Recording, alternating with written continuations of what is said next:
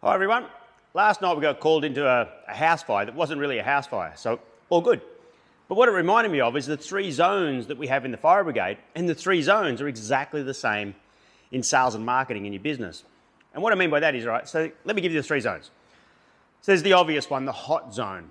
So if it was a house fire, well, that's where the fire is. And in the hot zone, the only people in that zone are the people fighting the fire.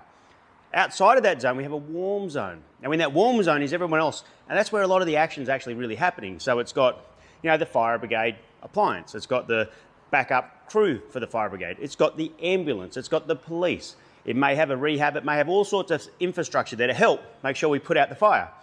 And behind that is the cold zone. And that's where everybody else is. And we want to keep everybody out of the warm and the hot zone, obviously because we don't want anyone getting further injured or even worse.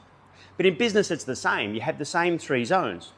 So you've got your cold zone, which is where you're spending all your marketing dollars to get people into your warm zone.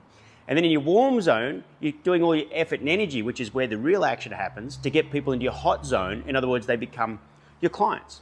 So you have the same 3 zones, but you have to understand that there is those 3 zones, and you treat everybody differently depending on where they are.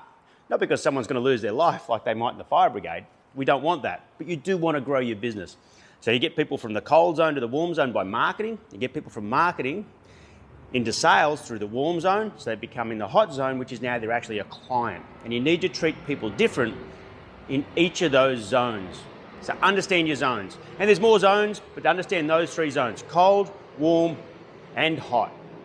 All right, here's a shout out to all my other fellow first responders.